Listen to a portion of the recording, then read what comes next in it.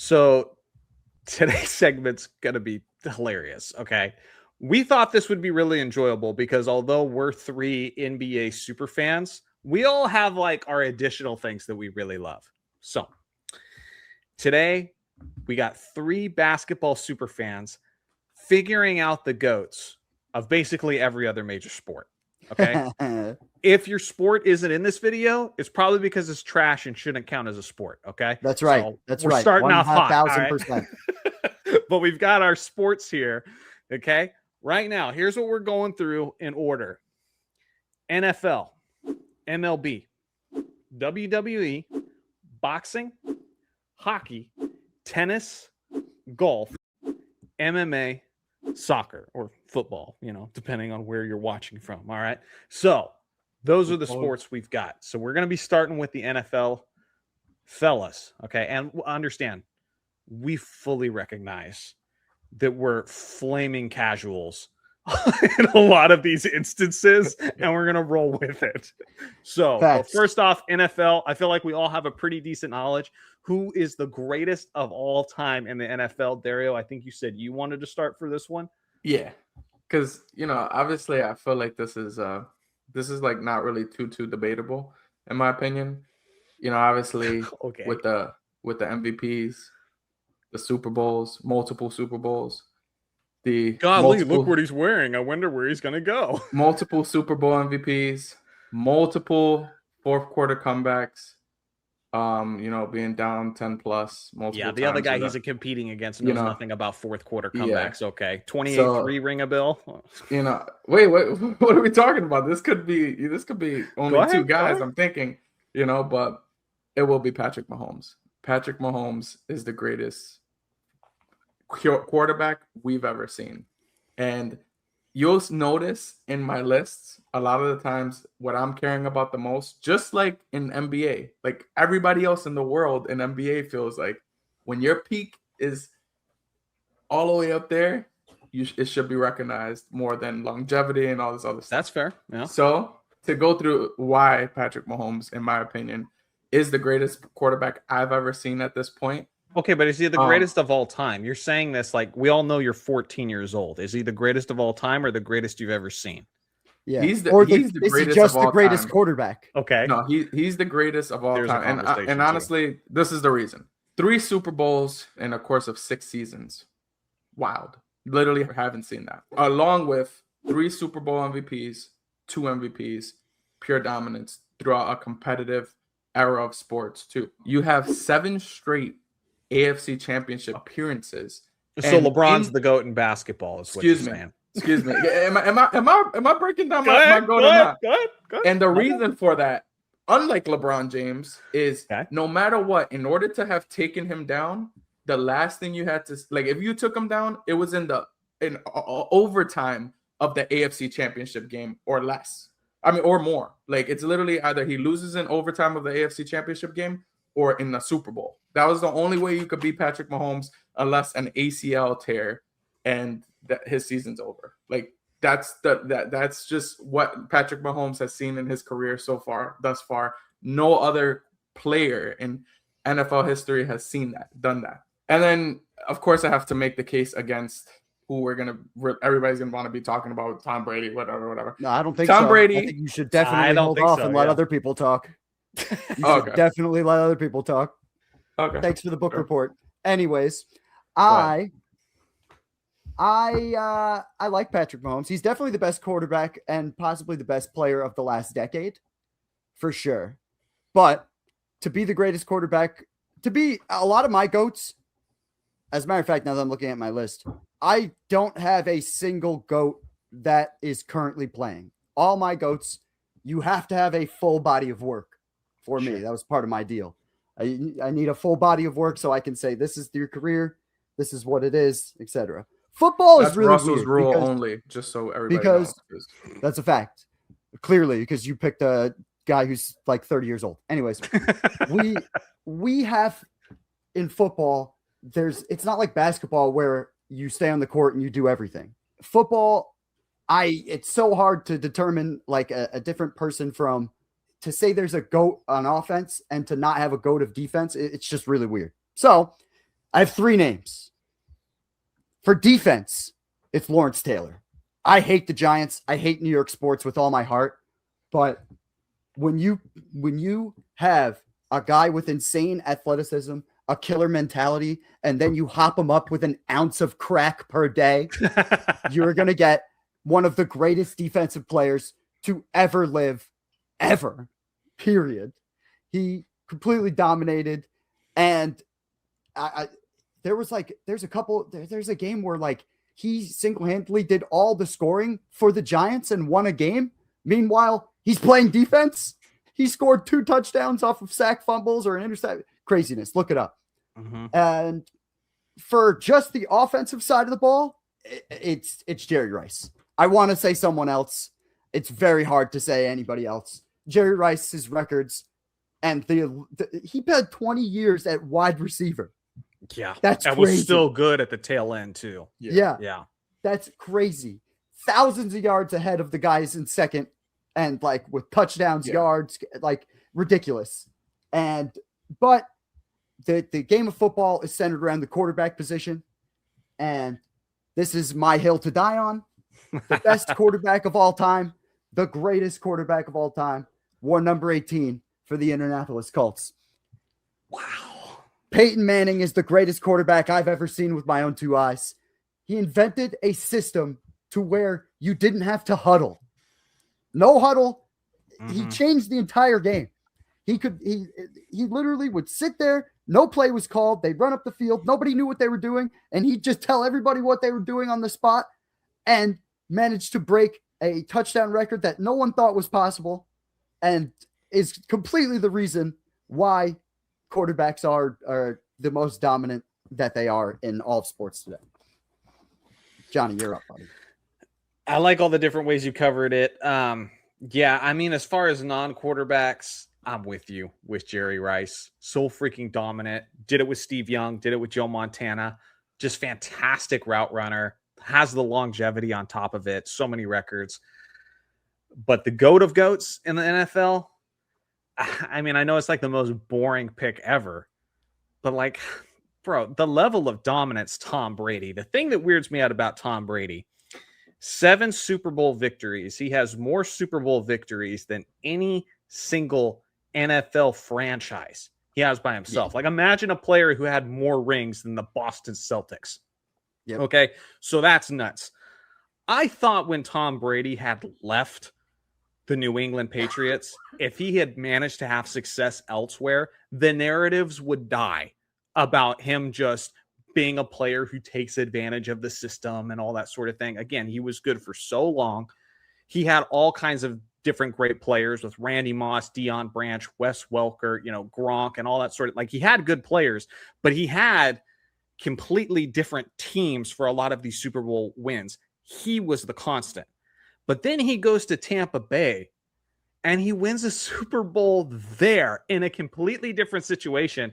To me, that was the point where I'm like, I can't even hear these criticisms now about like, he just took advantage of the Patriot system because as an old man immediately in the next location, he's winning a Super Bowl there too. So for me, Tom Brady is the greatest of all time. The dude was making it to the Super Bowl at the rate of a coin flip in his playing career. Like literally made it to 10 Super Bowls. There was about a coin flip each year on whether or not Tom Brady was going to be representing the Super Bowl. So he has the LeBron argument in the NBA of making it a bunch of times, and he has the MJ argument where he won it, a bunch of times. And so for me, yeah, it's Tom. Don't get me wrong. Battle. I feel the Tom Brady argument. I don't even want to. The Peyton Manning argument is just. I don't even want to hear that. Your quarterback wouldn't exist without him. Your quarterback would absolutely not exist without him. Literally, my quarterback's better than your quarterback. I do appreciate, because Russell always has to do that, where he gives you an extra categorize everything. Category. It matters.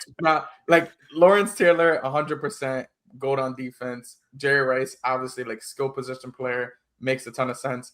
Tom Brady argument though. Tom Brady had the benefit of a top 10 defense or less, like a top 5 to 10 defense easily for a majority of his career. That's the biggest reason why Peyton Manning's better than him. Continue. Yeah, and I could feel that. I feel that about the Peyton Manning, Tom Brady debate. And I just feel like when it comes to Patrick Mahomes, it means nothing because Patrick Mahomes had literally the worst defense, still won, had the best defense, won multiple championships because of it. And in terms of Tom Brady, he did go into Tampa Bay. He did beat my Chiefs too. I'm not gonna lie. So I was very pissed at Super Bowl. But Mahomes was much younger then. He wasn't quite ready yet, but he did walk into a very great offensive situation. Yeah, he had great receivers, running back, and then he brings in Gronk, who's retired but not really, comes and they finagle it that way. And then they already had an elite defense, so it wasn't like he went into like a terrible team. Like I know that the year before they barely missed the playoffs. And then the Peyton Manning argument. Your argument with Peyton Manning is he was great during the regular season, Russell. And then in the playoffs, it was always because he went against good defenses or whatever. And I just feel like that's totally disregarding. It's not totally the argument, but okay. Yeah, but the argument, multiple times. There are people have bad games. It's definitely a thing, but bad games, every single, like so many of his playoff runs ended in him being literally the worst games of his career are in the playoffs. Like multiple. That to me, you cannot be a GOAT if you have not even is not first round Super Bowl. Even in his Super Bowl wins, he's trash. Like he's not even close to his level of or what you would that tier of level he doesn't play at. And the thing that gets me, Peyton Manning is like not even. I love Peyton Manning. He was awesome, man. That Broncos season, that was incredible. Where he's throwing like 55 touchdown passes and everything. Yeah. I don't even bring up his Broncos stuff. I could care less about it. And you're right. That was great. I'm only up the 55 touchdowns though. I'm only talking about like whenever I think of Peyton Manning, I'm thinking about this one. Sure. The guy who dropped 50 touchdowns in 2004 when quarterbacks weren't even touching 40 touchdowns. Well, if you want to talk about like taking advantage of a system or the talent around you or that sort of thing, I'll get that. I'll hear that. If there's a marginal difference, does it make up for a 5 Super Bowl gap? That's the hard sell for me. I'm like, you're talking about from who, 5 Super Bowls, because even with Tom Brady, there were years where he wasn't supposed to be doing as good as he did, and they went on and winning divisions and that sort of thing. Or even just like if you were a fantasy player, how many times were they just trying to like, this dude's getting drowned in the draft board because he's heading for that cliff. They made a meme out of it with Max Kellerman, and he just kept going and he just kept winning. And so for me, like I could hear that if the gap was like 2 or 3 Super Bowls, but when you're talking about 5, that's a tough gap to make up. I just think if the roles are reversed and you're switching and you put Manning, you really think a 7-2 or even better? I think he gets 8. Probably. Damn. Like, I think he gets a ton because he's so smart. And if he has the benefit of having, because this is the other thing, when Peyton Manning did that crazy Broncos season, that 55 touchdown season, his offensive coordinator was Adam Gase. Now, I don't know, you guys probably don't know who that is, but Adam Gase went on after Peyton Manning to proceed to be, by all intents and purposes, one of the worst coaches of all time. By a mile. Like that Broncos team was nice though. It was a nice team around. Yeah, you know why? Because Peyton Manning was the offensive coordinator. No. I remember Tim Tebow was winning games 3-0 in overtime because of how incredible that Broncos defense was. And then Peyton comes in. Like, it's not the same. I guess, but Peyton Manning went in there and changed that offense entirely. Like you said, for sure. Tim Tebow was only putting up 3 points. Peyton Manning had 55 touchdown passes. Still, for sure. We all recognize Peyton Manning's a good gunslinger, 100%. The GOAT, the greatest. The smartest quarterback to ever play by a country mile. The one of the most talented arms, one of the most underrated throwing arms of all time. 5. That's doesn't matter. 5. Doesn't matter. You need more than just a quarterback to win championships. It's ridiculous. So I hate to do this. We're already using up 1/3 of our planned time, and we've covered one sport. Let us know in the comment section who you agree or disagree with for the NFL. Next sport, Major League Baseball. No, I have. I'll let you no know idea. Sorry, did I say that out loud? Did I do that out loud? Sorry, my bad. I'm sorry. I know thought what Johnny's gonna say, so he can start it off. He's been raving about this guy for a little bit. Baseball, it is less certain for me, and I have been at times a passionate baseball fan and then disappeared for years and then got back into it again and then disappeared. But that's kind of like my cycle with the MLB. I think when it's all said and done, like it's going to be undeniable that it's Shohei Ohtani, because the only player that's comparable is Babe Ruth. When you talk about elite pitching, elite hitting, Shohei's got like 4 league MVPs already. He's won back-to-back World Series, and he's currently among the top 3 leaders right now in the rankings for the Cy Young. He has the lowest ERA in baseball right now at 0.6. Okay. So completely shutting people down. I'm not sure if you guys have seen film of Babe Ruth. Okay. But he was chonky. Okay. He was tubby. He's not stealing bases. Okay. He's not stealing bases, let alone being the founder of the 50-50 club. Shohei Ohtani had to get surgery on his elbow so he couldn't pitch for a year. So what does he do? He invents a new club. The standard had been 40-40 for years. Now he's doing 50 stolen bases and 50 home runs in a single season. To me, the guy's just comical. I mean, just imagine, like you were saying, Jerry Rice. Okay, Jerry Rice and Lawrence Taylor in one. That's the closest thing we've ever seen in a sport. That's Shohei Ohtani. And so as far as a hitter, like if you want to do the Russell thing, listen, I don't know how you guys feel about the juice, but it's Barry Bonds, period. Like the amount of times they walked that man, the amount of ways they were afraid of that guy. That's right. Like it's Barry. Okay. I'm not saying Shohei's Barry at hitting the ball. And by the way, Barry was putting up ridiculous numbers as a hitter and a base stealer way before he got on the juice and got 5 times bigger. So anyway, but right now, I think if the only reason why people aren't saying it and comfortable about saying it, because Shohei's like 31 or 32. But I think give it enough time, it's going to be undeniable. But even right now, I feel like in the grand scheme of things, when you account for everything, this guy's too much of a unicorn. We haven't seen anything like him. Not to mention, he just in the last 2 years has had the greatest single game performance, arguably in both the regular season and in the playoffs, getting him to the World Series last year. Go ahead, Daryl.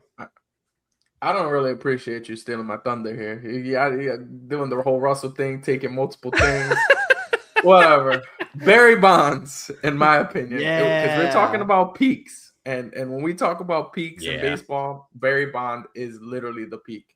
Walking a guy in, bases loaded. Yes. That, to me, that was and I think it helps that like I watched it during that time where he was just down. So in knowing like, you don't, in those situations, like you're never just saying, here, get a free run, because you don't want that guy to possibly just get those 4 just off of it, his hits. Yeah. All-time home runs leader.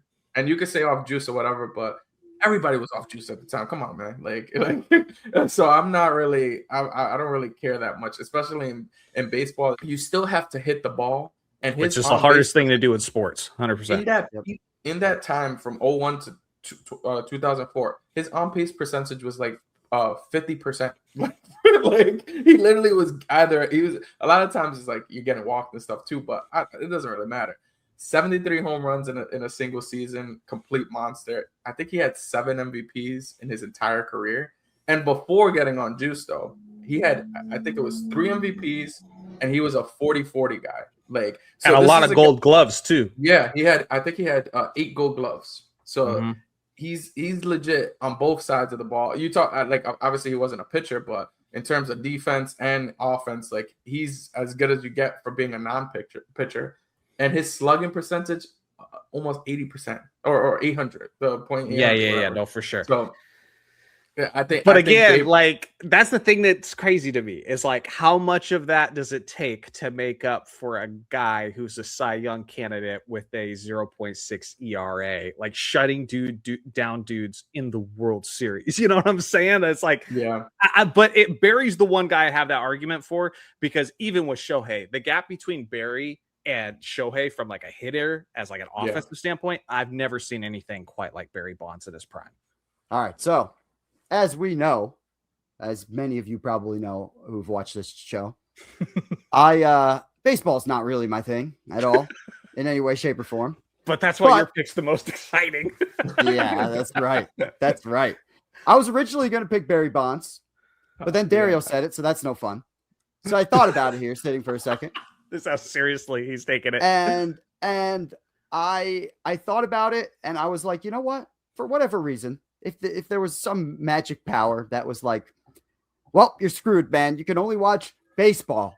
All you can watch. It's the only sport you can watch for the rest of your life. But you got to pick one season that's already happened. This very weird hypothetical scenario that I came up with in my head. And I was like, you know what? The 1998 season in baseball had to be the most fun. Everybody was juiced to the gills, smashing home runs at ridiculous levels. And you know something? Mark McGwire put butts in seats, boy. That brother. You're taking a WWE approach to baseball. That's part of being the greatest of all time in any sport is your ability to add fans to your sport. Period. Well, you don't agree? You don't agree? I mean, name an unpopular. It's not Mark McGwire, but I get your point in this one specific way of looking at it. That's all I'm saying. That's all I'm saying. But yeah, shout out to Babe Ruth, but he actually won against plumbers. So it's like really tough to make him the GOAT. Like Dario talks about the plumbers in the 60s. These brothers were actually legitimate plumbers in the 1920s, like going through what was about to be the Great Depression. Like this is like, we're talking rough. So it's the tough Great to Depression's like Ruth. 20 years later. Stick with Mark McGwire. We're leaving that in. We're leaving that in. We're absolutely leaving that in. That he thinks the Great Depression's in the 40s. Is it? Anyways, yeah, I'm picking Mark McGwire as my GOAT. There you go. Wow. There you go. All right. I think on that note, let's wrap it up with baseball. Moving on to the next sport. Sport. Hey, you started it. I didn't say a word. Baby. Russell is 100% starting this one because I was going to say, well, seeing that I have the best opinions on this, I'll go last. So you got to say best for last. All right. So, what's up, guys? My name is Russell, the guy you're about to listen to talk about wrestling. And I'm here to talk to you about my brand new channel, The Characters of Sports. So after years of working on other people's stuff, learning all I can about the YouTube game, it's time for me to start my own thing. And I'm going to do videos on everything. Basketball, football, pro wrestling, a lot of the sports you're about to hear on this podcast. The first video's out now. It's about Brock Lesnar and why he was the right guy to end The Undertaker's undefeated streak. I'm really proud of it. Definitely check it out. So if you're a fan of sports, or even a fan of yours truly, it would mean the world to me. Please, after you watch this video, head over there, like the content, subscribe, and stay tuned because this is only getting started. Back to the podcast. Now we're going from the sport I know the least about to the sports entertainment that I know by far the most about. I'm about to be so educated on things. I can't wait. Let me see. There's lots of different ways. There are lots of different ways you can skin the cat with wrestling and what you think the greatest of all time is. For me, and this is actually in wrestling, it matters more than anything else. You got to put butts in seats. You have to put butts in seats. It's very important.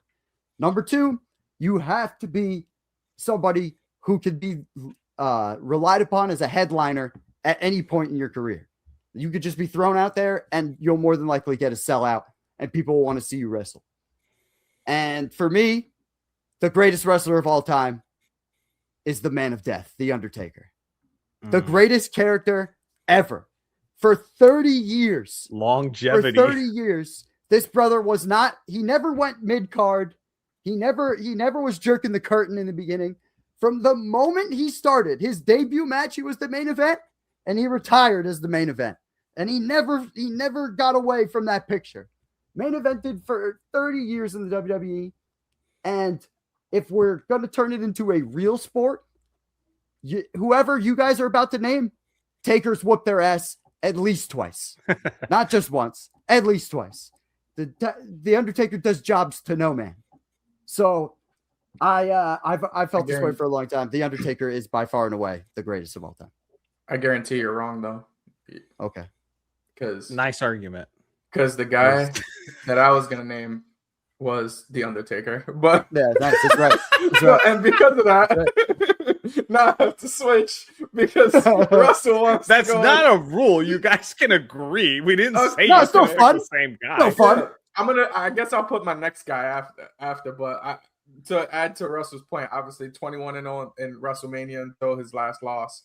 He freaking literally he went decades of people caring about like what the Undertaker's matchup was going to be for WrestleMania. That was like a key thing in Wrestle when WrestleMania was gonna happen. Like within those last 3 months, everyone is those 3 months to come. Everybody's wondering what's the setup for Undertaker's match because that's what people cared about. So it was death, taxes, and the Undertaker beating your favorite wrestler at WrestleMania. Yeah, those are the three things in life you could guarantee. Yeah, even though it was scripted, it always was fun. So so definitely Undertaker will be the GOAT. But if I'm gonna go off of like personal preference, like when I was watching and stuff, I'd either go Stone Cold Steve Austin or Shawn Michaels. I'm probably gonna go Shawn Michaels because I feel like in terms of actual wrestling, Shawn Michaels was a beast. Like he literally he was very athletic. He could do everything in the ring. He sold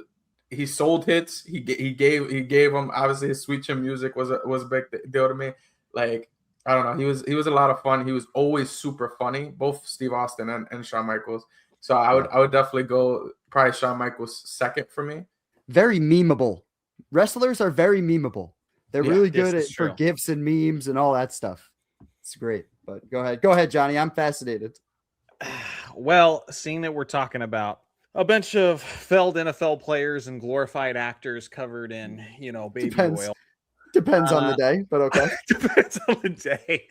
I prefer someone who's, well-versed, had success in various different facets. So I'm not just taking a great wrestler. I'm taking a champion that I know a lot about. I'm taking Dennis Rodman. Okay. Nice.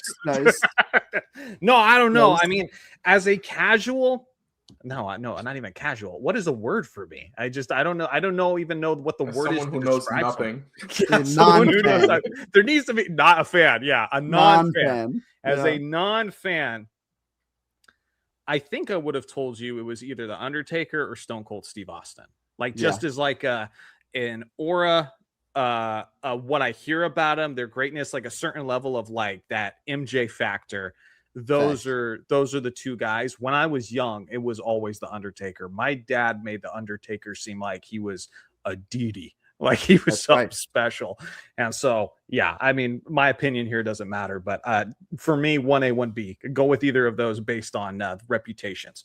I knew we would all pick the same guy. I literally said that before the pod because I was like, "There's no way that we're not all gonna." There's another name. I have no idea. Ric Flair is he in the conversation? Ric Flair. So for old people, for like older people who like watch the '80s and like before WWE or WWF like really took over, it was literally just Ric Flair. He was like the last traveling world champion. Like he would go into different territories across the world, honestly, and fight your world champion for 60 minutes or whoever you thought was going to be your world champion. And then they'd go to a draw and then he'd leave and people would get really mad. And that was kind of the gimmick for a long time. But what's next? What's the next sport? What do we got? Boxing. All right. Ooh, this is going to be a fun one. I'm sure. And we're not, 100%. I mean, Russ might. I mean, Russ is going to be like lightweight, featherweight, middleweight, heavyweight. Oh my God. Yeah. So I don't know. No, I only picked one, but I could have definitely easily done that. You're right. Sure.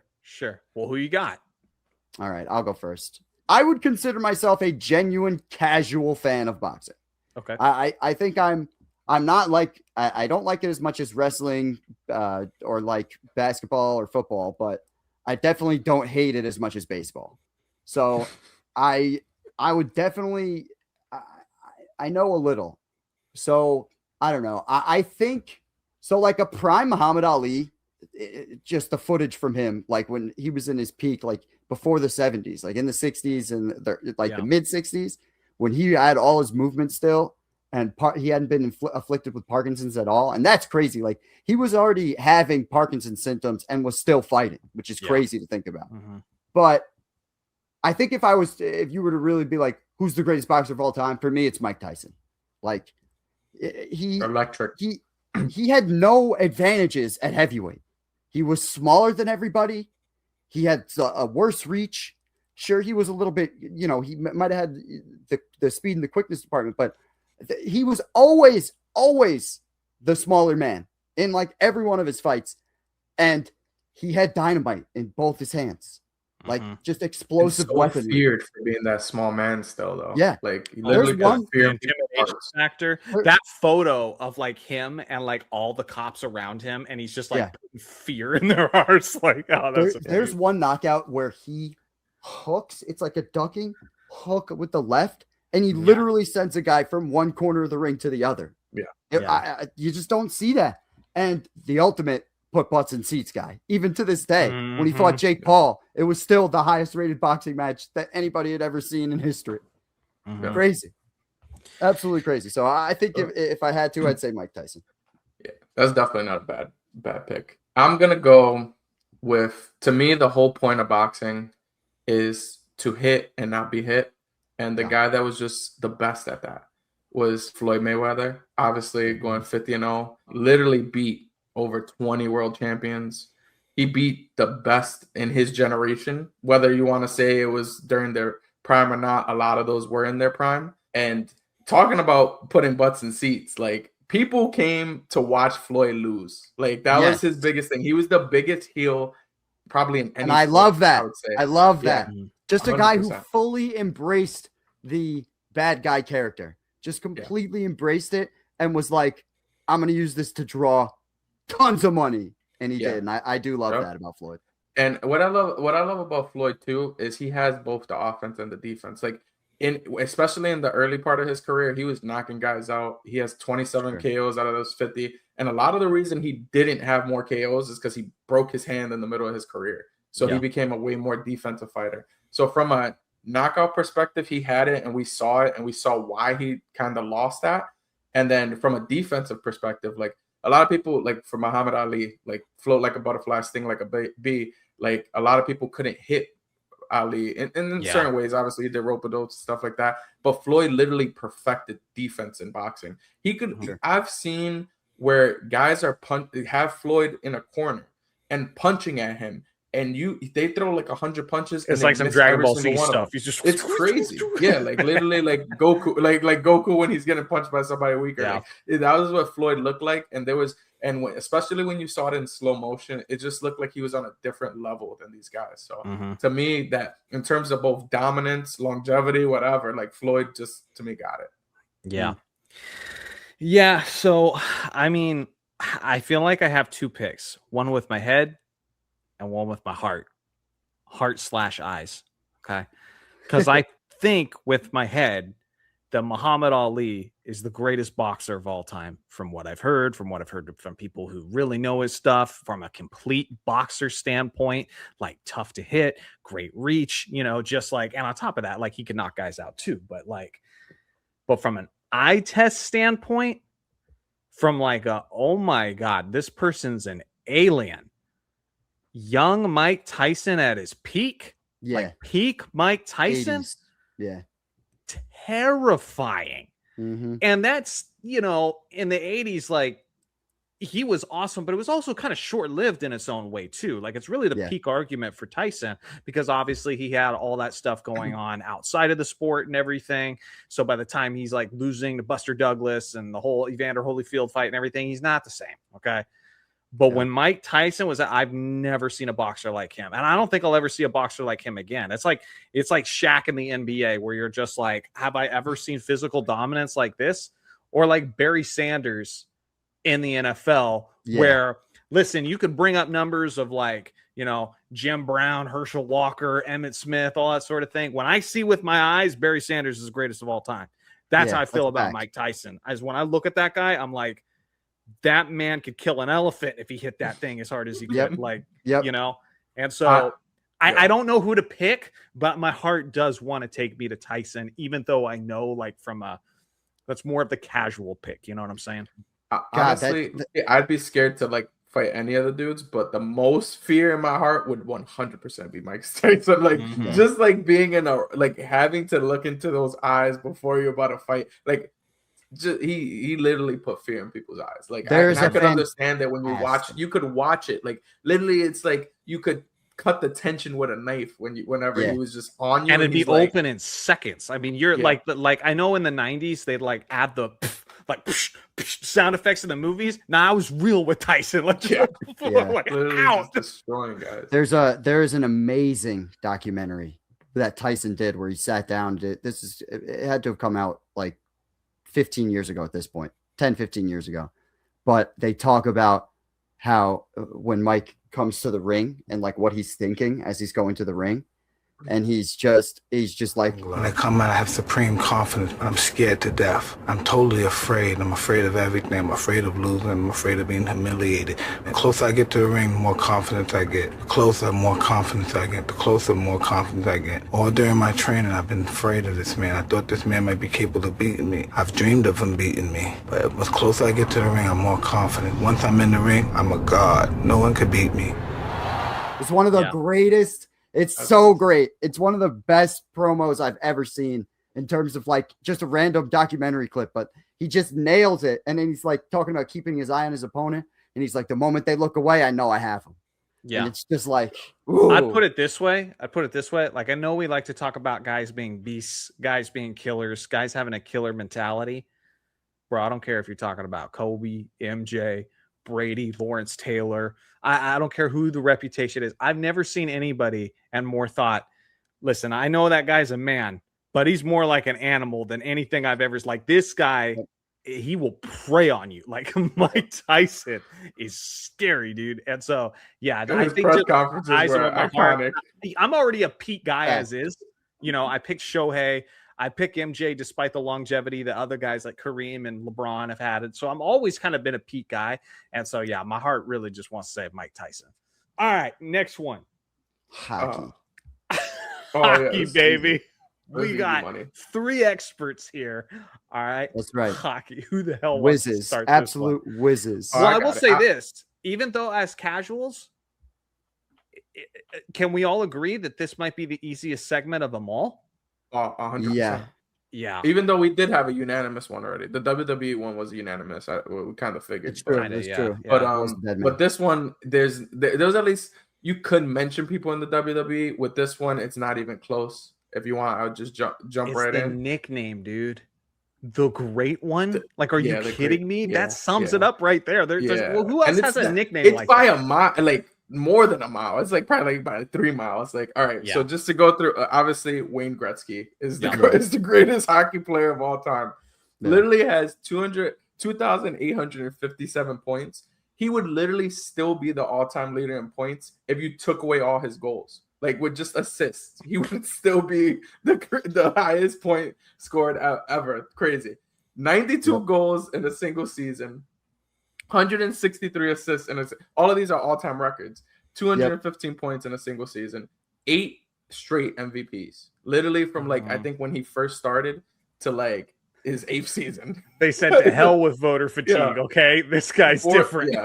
4 Stanley Cups. Like it's not even close. This guy he dominated in an era where it's not even like he was going to get. It was a weak era. He was just literally the best, and he would have been the best in any era he played in. I feel bad, kind of like genuinely for hockey fans that like, man, y'all don't get to have like these fun, juicy debates and conversations because it's just way too damn one-sided. Yeah, for sure. But shout out to Mario Lemieux. Yes, everybody likes that guy, and shout out to the 1980 Miracle on Ice. There you go. Next one. Go! Wow, that was quick. Shout out to what is there to argue? Like Canada. He's the great one. Like let's keep it pushing. Oh my god. Tennis. Okay. The manliest sport out there. I do love tennis. I know tennis. Nothing about this sport. Go ahead. Yeah. Next to nothing. At this point, the thing that's tricky about tennis, and you're starting to see it, like athletes in general, like longevity is going up. you know, where it's like now you got LeBron and Steph Curry and KD in the NBA. And then you've got like even a dude like Frank Gore playing forever at running back in the NFL and that sort of thing. And in tennis, it's happening a lot too. So maybe there's some arguments to be had, you know, for guys like, you know, Andre Agassi or Pete Sampras or ones from way back in the day, because they just didn't do it as long, but that was more about the era. But Djokovic, man, and I don't know. For me, Federer at his prime, Federer was something to watch. Sure. I mean, the one, his kryptonite was the clay courts, you know, whenever he had to go against Nadal. And that's, you know, the biggest reason that stayed close for a little while. But to me, I thought the best I had ever seen was Roger Federer. Now, I think he loses that because of the, you know, longevity in the eyes of a lot of people. But for me, yeah, I think Federer just, he had such a complete game. He was so good. It was beautiful too, just from the eye test standpoint. He's my GOAT personally. Yeah. Because I think he has the best combination of like skill on the court, like the stats to back it up, and some of that longevity, even though he isn't the ultimate example of longevity at this point anymore. So I before we even, you're picking a woman, right? No. Before I should, right? But before I even get into this, I just want to shout out Google, because like it helped a lot. So I'm going with Djokovic. I was literally not going to pronounce his name like that, so thank God you said it first, Johnny. No, are you kidding? Well, it had a D in front of it. Well, I was going to say whatever. The Djokovic. Right. The Djokovic, whatever. So obviously 24 Grand Slam titles. You don't have to read this off Google, Dario. You really don't. All right. I don't have to but the one thing with your Federer thing, apparently he beat the toughest competition, and he beat Federer and Nadal one-on-one heads up. So that's a big piece too. So like apparently that's why he's the GOAT. Well, he was the youngest out of them all, you know. But so I mean, it didn't line up as well as like Nadal versus Federer, but yes, technically there is some truth to that. Dude, I was picking Roger Federer the 100%. Like I just remember, like I said, I don't watch tennis at all, but I do watch, or I did when I was a kid, watch a ton of SportsCenter. And my God, it felt like my entire, like from middle school and high school, every time I turn on the TV, it's Federer doing something crazy. He did the shot with he put the racket between his legs and hit it, and like just playground stuff on a international tennis level that is ridiculous. Eye test is very important to me for the GOAT stuff. Eye test is very important to me, and he passes the eye test with flying colors. Another guy put butts in seats, very important to me for my GOAT list. Yeah, I'm totally fine with it being Roger Federer. Feel free to argue with me. I have so much to go with. I know this has nothing to do with tennis at all, but I just have questions now, because with your whole GOAT list, and you've been consistent with this throughout all of sports we've talked about. Yeah. So why do you have Tim Duncan so high if he literally didn't put like butts in the seats? Like you had that's weird. That to me, I find that very interesting. Like I feel like, and when you watched, I know you didn't think Timmy D was fun to watch. Like, but he's not. But he's not a basketball casual. Like maybe that matters. You know, when you're like putting butts in seats matters to me for every sport. But I mean, if I know all the context, it's very helpful. Right. And I feel like with Duncan, it's just like, for me, the reason why Duncan ranks so high for me personally is leadership. Like I think he's one of the greatest leaders of all time, and to a point where it's almost underrated. That's how good of a leader I think he is. But anybody who's a basketball casual, would never say Tim Duncan. And to me, that's one of the fascinating parts of the discussion is like, genuinely, I think it's fascinating to be like, who do the hardcore people who follow this, you know, for a living or just as their fun, obsessive hobby, like who do they say is the GOAT?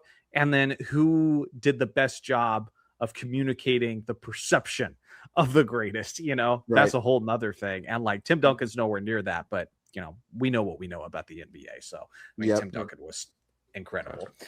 Let's move on to the next one. Golf. Okay. Yeah, this is gonna be unanimous. There's no way. I don't know about that. Let's see. All right, I'll start then. it's another one of those like heart and eyes type thing, but I didn't watch Jack Nicklaus. Okay. Sure. But Jack Nicklaus had all those majors. And the thing about it is like, Isn't it? you could say competition, you could say athleticism, all they play. Bro, the biggest disadvantage of playing in an earlier era is golf. You want to talk about being hindered by like the equipment you're using and the technology of the time. When it came to dominance over a long period of time, to me, it's 1A, 1B. I think too many people have gone on to just like be like, it's just Tiger, because Tiger definitely has the peak argument. When you think of like that US Open where he's beating everybody like by 14 strokes and where not the same season, but he gets the Grand Slam in a way, and just the way he just dominated like everyone. And that was like a period of time where it was just the Tiger Woods era. On top of the aura, on top of the like Sunday, you know, the red polo and everything. Yep. But it's tough because like he stopped. He didn't keep winning majors. And it's not a small gap. It's a significant gap between him and Nicklaus, on top of the fact that Nicklaus played at a disadvantage.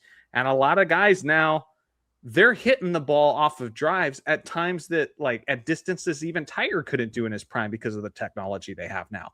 So for me, I think it's 1A, 1B. I'm not going to say Tiger's not there because I think, you know, he was like the Tyson of his era with a little bit more longevity, obviously, but 1A, 1B. Yeah. Wait, is it a huge era? Different? I thought it was like 15 to 18. To 15. Yeah. It's not it's not that far away. Yeah, I think 3. Okay. To me, that is a big gap. I mean, three major wins. We're casual, bro. I don't know how hard it is to win a major. Yeah. And then not to mention, like, to me, 3 is not much. Like his dominance in a tougher era. Like, there's no doubt that like the era that he was playing, it was much tougher. And Tiger Woods made people want to play golf. Like this is like. And I think that plays a huge role. Like that's like Michael Jordan. Like one of the biggest reasons, obviously Michael won so much and all that stuff, but he definitely put like basketball on the map. Like in the 90s, once it got internationalized and everything, like that's part of what makes him the GOAT. To me, that's exactly the same thing with Tiger Woods. Like people, especially like not to get racial, but like a lot of minorities would not have watched golf at the time because it's just something you can't afford. Like even for me right now, like I could afford golf clubs and all this stuff, but golf is mad expensive to play. So people literally got you just got into golf because of him, and I think that plays a huge role in it. And obviously his dominance in a tough era. I think his charisma though too. It's like hitting a putt, knowing he's got to make it, and then chasing it down and pointing to that thing. It's, even the greatest Nike ad in the history of sports, where he hits that ball and it's just like better than most, or actually I think I'm making two up. But when it just like hangs on the edge of the cup, shows the Nike logo, and then falls in, the fist pumps. Yeah. And like, you want to talk about playing through pain. Like when he won that major against Rocco and his leg was literally just torn up.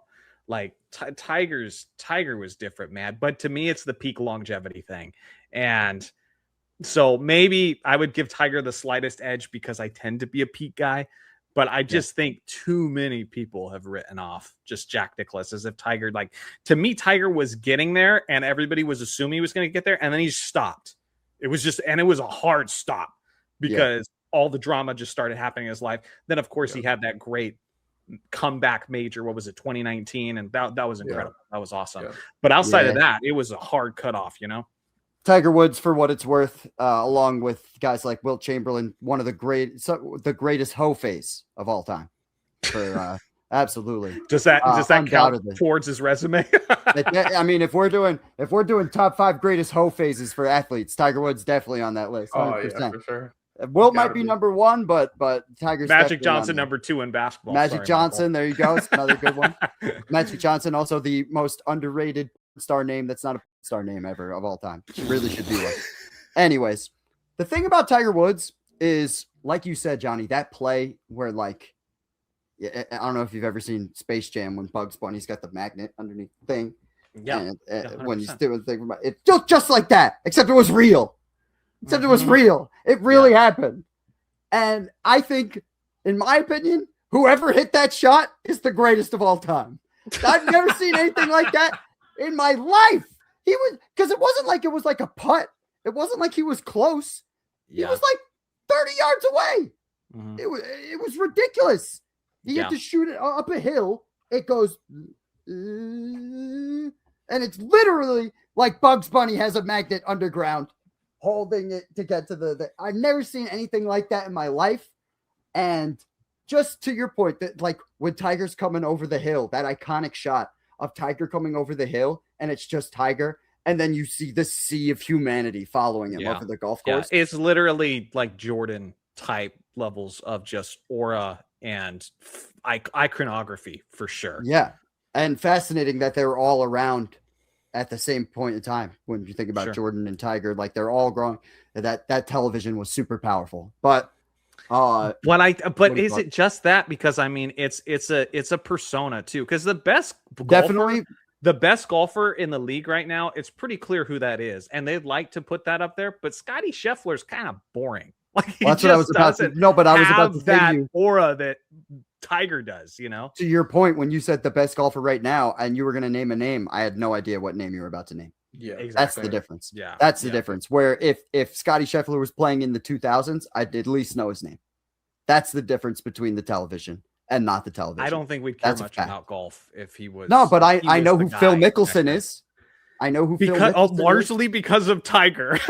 They were trying to find a rival to Tiger, and Phil was the best thing they had. Largely also, though, because of television is my point.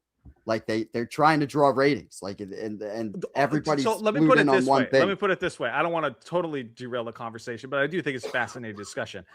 Shohei's doing that now, like for baseball. Baseball's on fire right now, and like, bro, Japan has fallen in love with it because of Shohei. I'm watching baseball because of Shohei Ohtani. He has that magnetism to the sport right now in a completely different era. And sometimes, like, you just got to have the right guy for that. Do you think that if MJ played today, he doesn't have that? Do you think if Tiger played today, I think if MJ played today, I think if MJ played today, he is significantly less popular no matter what he does. It's not his fault. Now this is going to be the whole comment section. Well, it matters. It matters though. The television was the most powerful piece of media equipment outside of radio before it. It's a lot more personalized now. No, for sure. It was like whatever they gave you is what you got back then. I get the point you're making. I do. And they're giving you Tyson, Jordan, like Ali Jackson. At that point, we're going a little bit earlier. Michael Jackson, but was it AI when I saw Mike hit people the way he did? Like, if I saw that today, I'd still be like, well, damn. It's true, but it's just different. I just think they'd be way less popular. Go ahead. To a certain extent, I get what you're saying, but I think Jordan's effect, though, like it's the part of his aura was like the lack of and even now, like Jordan still has that aura because of the lack of ability to like touch him or see him or whatever, like him being away from the camera and stuff. But as an NBA player, you got to be in front of these cameras all the time. You got to I think and the social media presence, like you're just growing up in a different era than in the 90s. So I do agree. I think not to say he'd be worse. I think he'd still be the best player in the league right now. But agreed. But I think in terms of like popularity, I agree with Russell. I think it's just that damn TV was so strong, and the ratings were crazy in like the late 80s, early 90s. It's like all the people from that era in terms of popularity are still infinitely more popular than all of the people today. And it's just because we have so many more options today with the internet. So many more. I'm kind of leaving it up. Some people are going to get on me and say, Johnny, you should have pushed back more. No. This is where you push back in the comments. I really want to hear what. Go ahead, get at me. I'd love to have this conversation. I'm coming in the comment section for that. MMA. Ooh, I like it. I'm a big fan of MMA. Yeah, I think Russell should go first. He definitely I'll go first. More. So this is a sport where it's really tough to not break it down by weight class. I didn't do it, but shout out to Demetrius Johnson, Mighty Mouse, who is the smallest.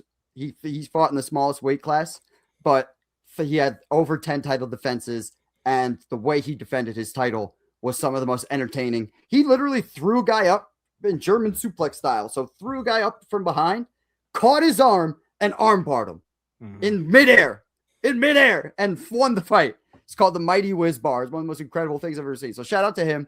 Shout out to Anderson Silva, one of the greatest strikers of all time. Just really embarrassed people out there on in the octagon. And shout out to GSP, one of the first guys to mix the martial arts, like a true mix. He was great at striking, great at wrestling. But if you don't say John Jones, you're out of your mind. I don't care what the scandal is. I don't care. It's the level of competition and the dominance over that competition. He was finishing most of those guys in dramatic fashion. And he still hasn't lost. And he might go his whole career. His career is just pretty dry at this point. If he's going to have another fight, it'll be one more. And he has beaten every big name over the last decade and a half in the sport. Crazy. Yeah. That's my same exact pick. John Jones. Next sport. Yeah.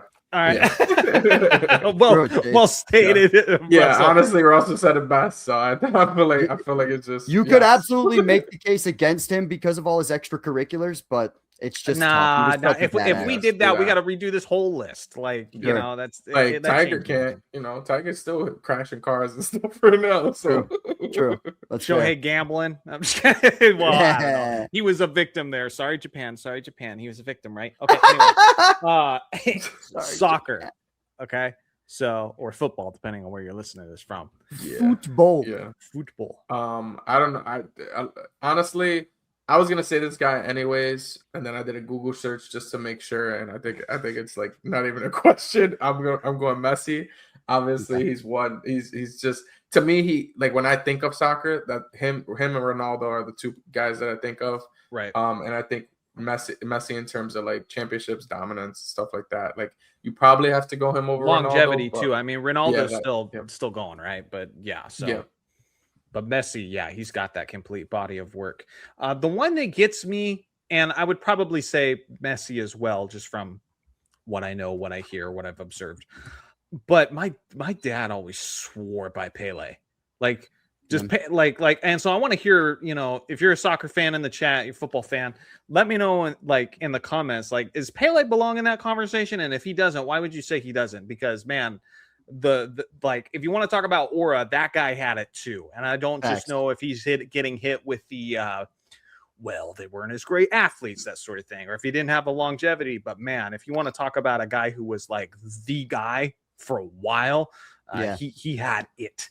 I always think of him as like, and same thing with Maradona too, but I don't know if they're in the same era or not. I think Pele's even earlier, but I always equate Pele as like the Babe Ruth of soccer. Like, I always look at it like that, like the first major star. But again, I know precisely nothing about soccer. So, so who's your ignorant pick, Russell? My ignorant pick. So it's funny. Like I said, I know nothing about soccer, but I love watching soccer highlights on YouTube so much. Really? And yeah, it's so fun. And the one guy that I always come back to do that. Like, yeah, it's fun. There's a couple of guys for me that I'll throw out here. Number one, there's this French guy named Zinedine Zidane. He's most famous. He's most famous for headbutting a guy and knocking him out in their last match, in his last match ever. And it's crazy that he's the soccer player who also does WWE. Of course, he's Russell's favorite. No, but the funny part is, I knew him as the headbutt guy for like a decade, right? Right. And then my friends who like soccer were like, "Nah, dude, you got to watch him." And in all sincerity, you brought up Barry Sanders earlier. He is the Barry Sanders of soccer, is how I would equate it.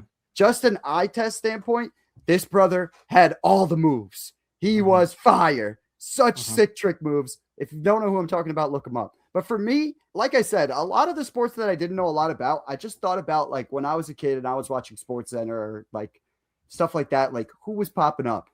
And there's a guy from the 2000s. His name is Ronaldinho. He is lit. I love Ronaldinho.